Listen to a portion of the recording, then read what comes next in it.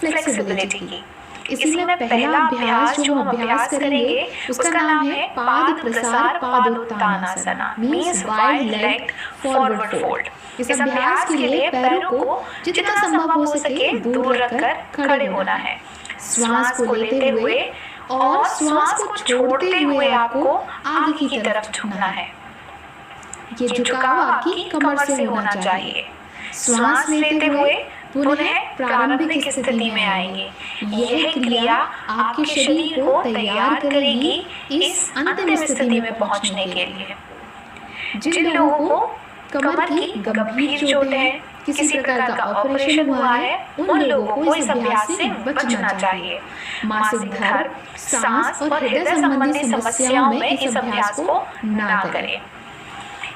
अब श्वास को लेते हुए वापस सामान्य स्थिति में आए और पैरों को समस्थिति में रखें। अगला अभ्यास गॉडेस पोज या देवी आसना। इस अभ्यास के लिए आपको अपने दोनों पैरों को मैक्सिमम ओपन करना है। पैरों को खोलते हुए पंजों को बाहर की तरफ रखेंगे, हाथ को कमर पर और श्वास को छोड़ते हुए जितना नीचे आप बैठ सकते हैं स्क्वाट पोजीशन में, वैसे ही आपको बैठना है। सांस लेंगे ऊपर, श्वास को छोड़ेंगे नीचे। यह अभ्यास गर्भवती महिलाओं के लिए रामबाण है। इसके माध्यम से वे अपने शिशु के जन्म एक प्राकृतिक तरीके से करा सकती हैं और ये आपके पैरों, आपके पेट, कोर और डाइजेस्टिव सिस्टम को एक्टिव करता है। अगला अभ्यास स्कंदासन। इस अभ्यास में आप अपने पैरों को अधिकतम खोलकर रखेंगे, अपने पैरों के पंजों को बाहर की तरफ। इस अभ्यास को लेंजिस पोज भी कहा जाता है। इस अभ्यास में हाथों को हृदय के सामने, श्वास को छोड़ते हुए आपको एक साइड पूरा बैठना है और यही क्रिया दूसरे पैर के साथ करनी है। एक फ्लो में, एक गति में आप अपने शरीर को एक दिशा से दूसरी दिशा में लेकर जाएंगे और एक स्थान पर रुककर प्रणाम स्थिति बनाएंगे। इस अभ्यास के माध्यम से आप अपने पैर की मांसपेशियों को दृढ़ बना सकते हैं, साथ ही साथ उनकी फ्लेक्सिबिलिटी को इंक्रीज कर सकते हैं। यह अभ्यास आपकी ग्रॉइन्स और हैमस्ट्रिंग को ओपन करने में सहायता प्रदान करता है। इसी के साथ अगला अभ्यास चंद्र नमस्कार, मून पोज।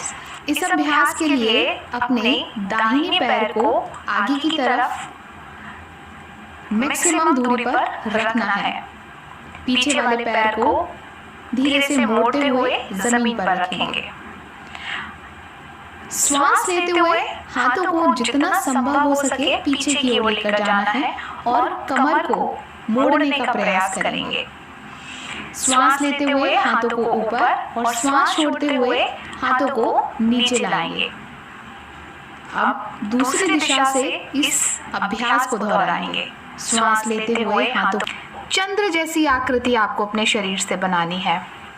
यह अभ्यास शरीर में उत्पन्न होने वाले तनाव को दूर करता है, साथ ही कब्ज संबंधी समस्याओं में यह बहुत ही लाभकारी अभ्यास है। अगला अभ्यास कपोत आसन यानी पिजन पोज। इस अभ्यास में जाने के लिए अपने दाहिने पैर को आगे की ओर संभवतः जितना आप रख सके मोड़ते हुए आपको उसकी जांघ को ज़मीन पर रखना है। अब बाएं पैर को सीधा रखेंगे, बाएं पैर के पंजे को पॉइंटेड रखते हुए अपने शरीर को हाथों का सहारा देते हुए पीछे की तरफ लेकर जाएंगे। श्वास लेते हुए जितना संभव हो सके अपनी कमर को मोड़ेंगे और श्वास को छोड़ते हुए आगे की ओर फॉरवर्ड करेंगे। इस क्रिया से आप अपने शरीर को थोड़ा आराम की स्थिति में रखेंगे और बने रहेंगे इस पिजन पोज में। यही क्रिया आपको दूसरे पैर के साथ अपनानी है, जिससे आपको दोनों पैरों में संतुलन बनाने में सहायता मिलेगी। यह अभ्यास कमर संबंधी समस्याओं और पाचन संबंधी समस्याओं में लाभ पहुंचाता है।